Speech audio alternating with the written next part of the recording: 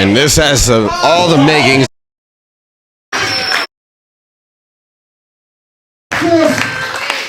As long as Mom says okay as well.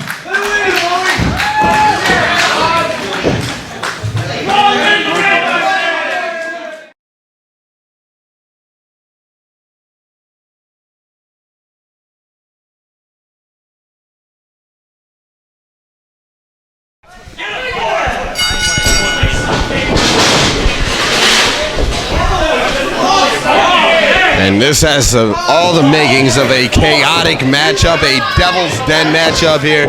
Stockade specialty up against the big man from the H2O Wrestling Academy, Mr. Mason Martin.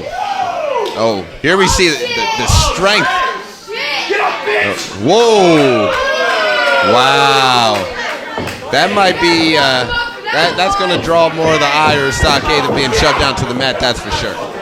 We're looking at Stockade, member of the Ascension, has been in more death matches than I can even count. And this young upstart pushed him on his ass and called him a bitch. I think that's going to sit with Stockade a little longer. We might be looking at a younger Stockade, dare I say. I hope you didn't hear me say that. God, I hope you didn't hear me say that. I mean, it's certainly possible. I mean, think of it, Stockade has, he has lost a considerable amount of weight, but Stockade knows how it is to be a big man. And he still carries a lot of that strength with him. So we're going to see how it goes up against a man of larger stature. It's rare that Stockade goes up against a man quite larger. So it's rare that he gets run down like that. Wow. The scary part is that Mason Martin has not even given him his full momentum. That was Stockade running full speed into a brick wall. That'll take a man off his feet. Man alive. Stockade going to town on Mason Martin. And Martin on the outside of the ring. Stockade going after him. And that hard water jug.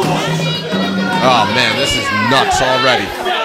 This is a bloodbath, a Devil's Den match. I see a giant Thor-like hammer in that ring. God, I hope that doesn't get used. As Stockade throwing everything he has at Mason right now. None of it's working. What is it going to take to get the big man off his feet? Still, Mason is eating all these shots. God damn.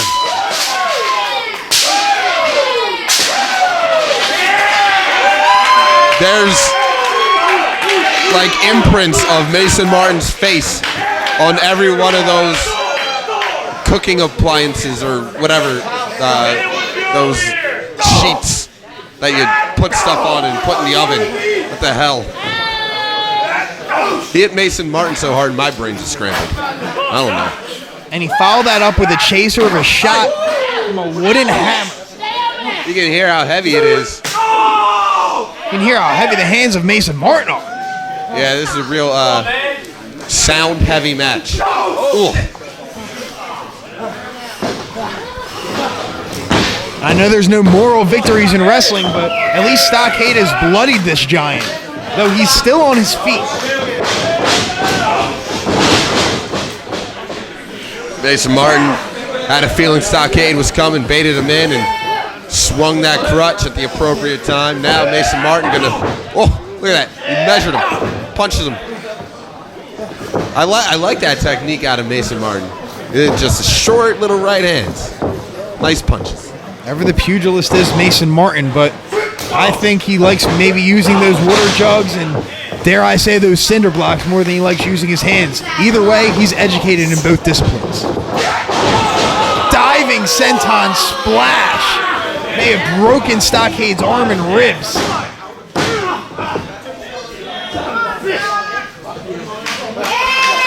Look at the defiance in Stockade with that kick out, putting up that middle finger. Very disrespectful. Very disrespectful indeed. And while I don't know a great deal about Mason Martin, I'm not sure if you do, Emil, I think I'm learning a great deal about him tonight. The man can take a lot of punishment, and he can dish out twice full. Stepping on the hair.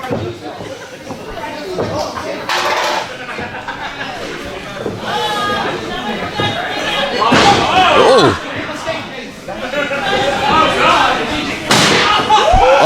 sound like a damn bass drum. Now, Emil, as Stockade finally gets to his feet, attacking him with the Wilson, looking like a young Andre Agassi out there is Stockade as he goes off, and Mason takes him down. Now, Emil, maybe you know better than me. When was the last time you saw Joe Stockade thrown around like this? I don't think I can come up with an answer that's honest, that's true. You know what I mean? Or I'd be making something up if I told you a specific time.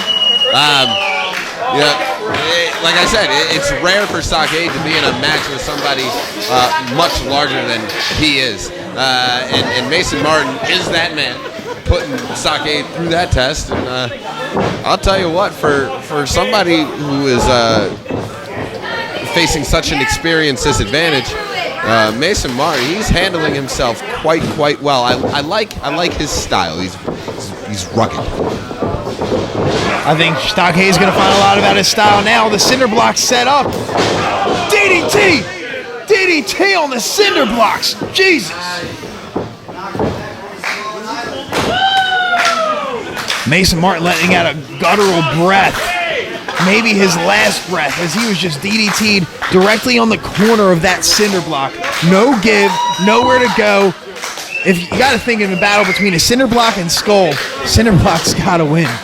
Yeah, it's straight up trauma every time. It's not good. But Stockade, he's now able to get up to his, well, at least try to get up to his feet. Easier said than done after the beating he sustained. Meanwhile, Mason Martin gets up to his feet, and Stockade throwing them southpaw left hands.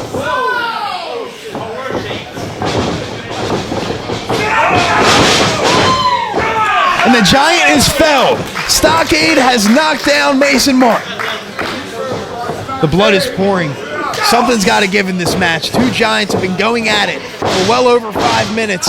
Every weapon has been used as Stockade is off. Running clothesline into a bulldog. All of it taken on Mason's head. Now Stockade going back to them cinder blocks. What the hell is he going to do with him? He's already DDT'd the man onto him. We can see the blood stained on the cinder blocks. They've been used already. What devious plan in this Devil's Den does Stockade have? Looking for possibly that Uranagi slam, but Mason Martin, with a series of back elbows, extricates himself from the situation. Here comes Martin. Oh, and there goes Martin. Oh, that was gross.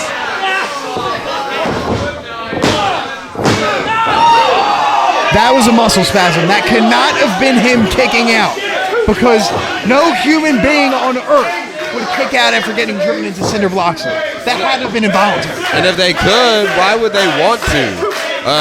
Why? I mean, that's what I want to know. Just because you can doesn't mean you should. This is getting.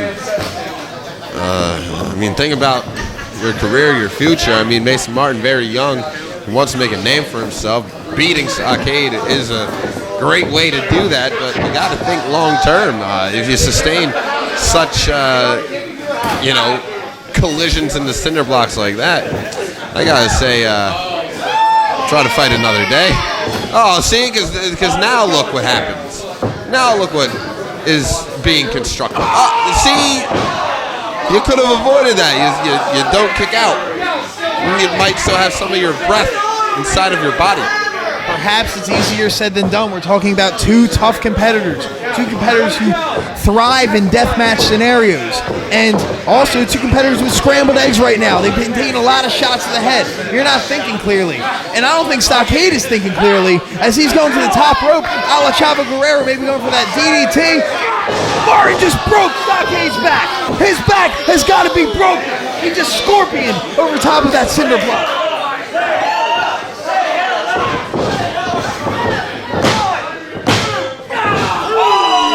That's incredible, man. Stockade knew he had to kick out of that situation. The young boy kicked out of his. He said, "Man, I can't let this young boy beat me after doing that." I think that's exactly what happened there. Stockade willed himself to kick out. He might not have wanted to, but he had to. This is about pride right now. Generational stuff. I mean, in a match like this, something's got to give. It's the old cliche. Usually that means will. Usually that means intellect. In this case, it means your body. So one of these men is not going to be able to walk, and that's how this match is going to end. Everyone's getting very creative with these cinder blocks. It's a sentence I don't usually say, but here in H2O, it's maybe par for the course. Stockade saved himself there. Ooh. Oh, God. Oh, God, that was chin first. Mason Martin just spit out a tooth. How is he walking? Spear!